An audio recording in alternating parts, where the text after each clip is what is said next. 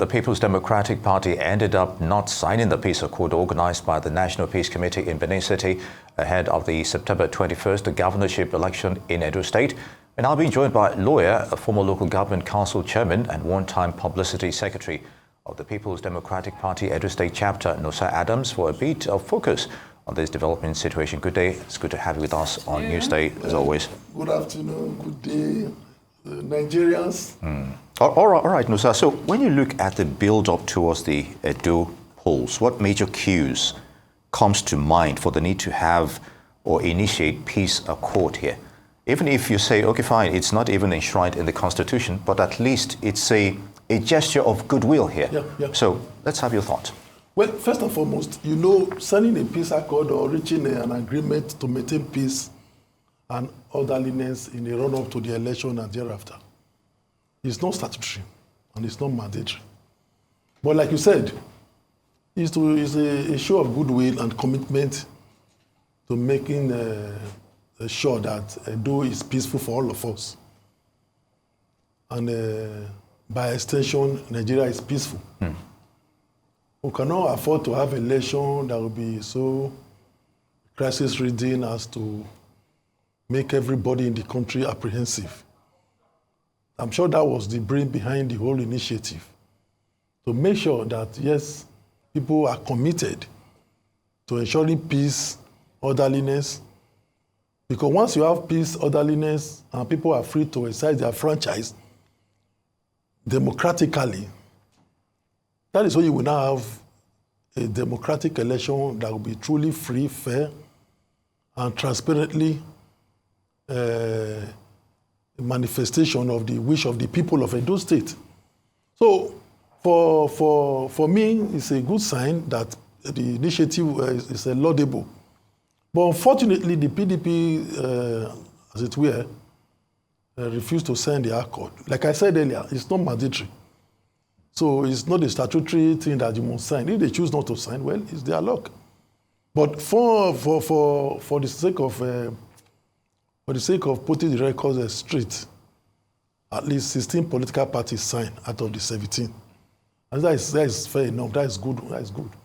But the only reason I can adduce, if you permit me to proceed further, is that the mayhem that has been going on in Edo State cannot be acceptable to anybody.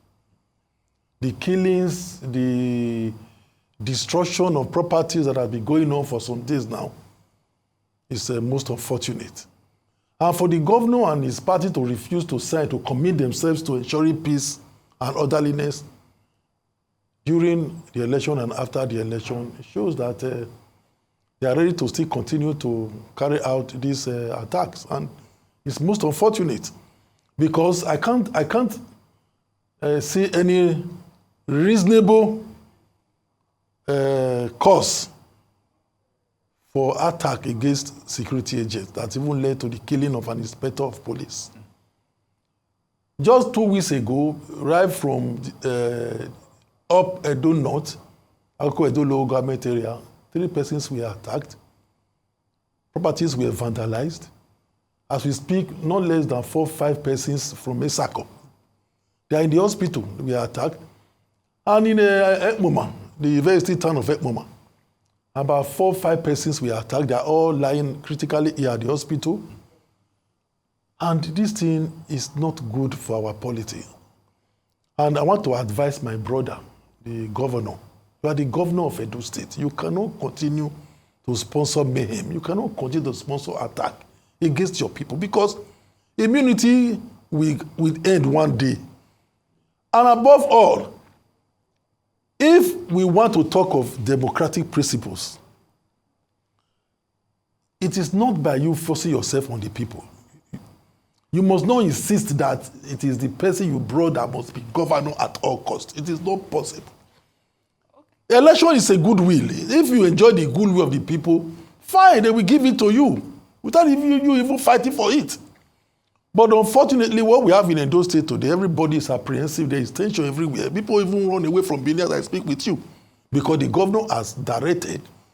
And thank God, the Inspector General of Police has disbanded the Edo State Security Network because they be constituting a lot of havoc When the body was set up, some of us were happy that we have such an outfit, at least to fight insecurity. But unfortunately, it turned out they became an instrument that is being used for political vendetta, political oppression and suppression. So at the end of the day, it goes to show that the peace accord was necessary, was inevitable, but unfortunately, they refused to commit themselves.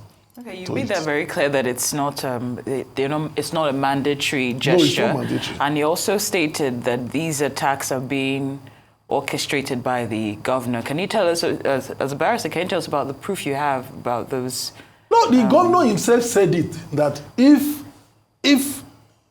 his people that committed criminal offense are arrested, Nigeria will burn.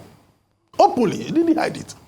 And if you follow events consequentially that have been happening since he made that statement, all his people, all his followers have been making the same statement that Nigeria will burn. A few days ago, his chief thug, who imposed on Nigeria Labour Congress as state chairman of Nigeria Labour Congress, online, you cannot write his name. But the governor insisted, anti-democratically, he insisted that he must be the chairman of Nigeria Labour Congress. A stark illiterate.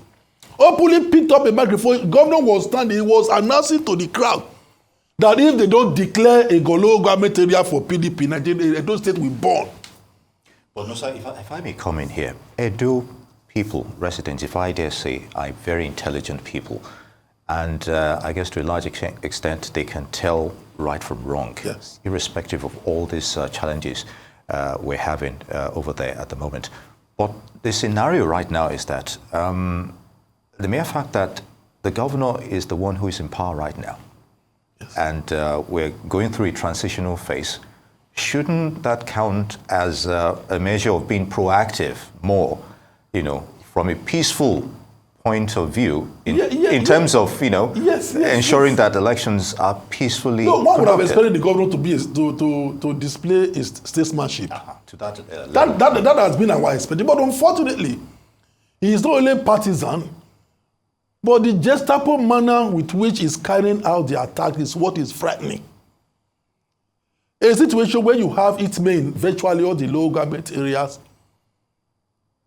insisting that the PDP must win the election, whether the people of Edo State want it or not. And the people of Edo State are saying that they will not allow PDP to continue for very clear reasons, for the obvious fact that the governor has failed woefully, and for the obvious fact that the governor is fighting critical institutions that ordinarily a politician could not fight. What about the... Let me give you instances. Okay, let me give you instances. Let me continue. By the time you are a governor of a state like Edo, where we have traditional institutions that is so strong and formidable that command respect, I'm a full-fledged Benima, both by heritage and by birth. In Benin, we have what we call Aigwoba Semi. Maybe you have not heard it before. The meaning is you don't drag with the Oba. Aigwoba Werian, you don't make enmity with the Oba. Aigwoba type man, you don't rub shoulder with the Oba. Aigwoba Tile, you don't bet with the Oba. And above all, Oba Nyato, the Oba owns the Benin land. But we know, despite the provision of the Land Use Act, an average, a typical Benima will tell you, as far as he's concerned, both himself and where I'm hearing now, myself is, we are all loyalists of the Oba of Benin. And this is a Benin governor, a Benin man who claimed to be a governor from the Benin extraction. And you know the consequence of violation of these basic norms. We have these norms. It's not written, but they are customary norms that you dare not violate in Benin. Those days, in the days of our forefathers, our forebears, if you do it, your parents will be the one to give you out for execution. But these days, if you do it, it carries consequence. And the consequence is what the governor is facing, on one hand. On the other hand, you have issues with the Christian community. I'm not a Catholic. By the time you now drive the Catholic Reverend Father from the government house, that they should close down the government house chapel, for no reason, you have issues with the Christian community. You have issues with your Okaigele. You go to destroy people's houses, they will go to court. Court will issue an injunction restraining the government from going off going on with the destruction. The government will say to hell with the court order, go ahead, destroy the property. You will have a lot. You will have projects that does not tally with the yearnings, with the aspiration of the people of Edo State. Yet you will be implementing the project. People will tell you this project is not what we want in our community, but you will carry laptop and have PowerPoint beautifully. You will collect Paris fund return, and nobody will know what happened to it. You will be bringing contractors from Lagos to come and do as small, as little as supply of stationaries in Edo. You will bring contractors from Lagos to come and carry them out. My area, I live in an area that is faced with a very serious erosion problem. Oshomolo gave us a very beautiful project that will virtually take care of the erosion control in Benin Metropolis for just 13 billion. Obaseki came and reviewed the project through variation to almost 35 billion. Yet, the money was paid and job was abandoned. Barrister Nosa, Cynthia, let me tell you, you turn against all those that assisted you. Do you know why we will not sign? Unfortunately, we've run out of time. No, we will not. We've run out of time. Everybody that worked for Obaseki today to get his second term, they are all against him today as we speak.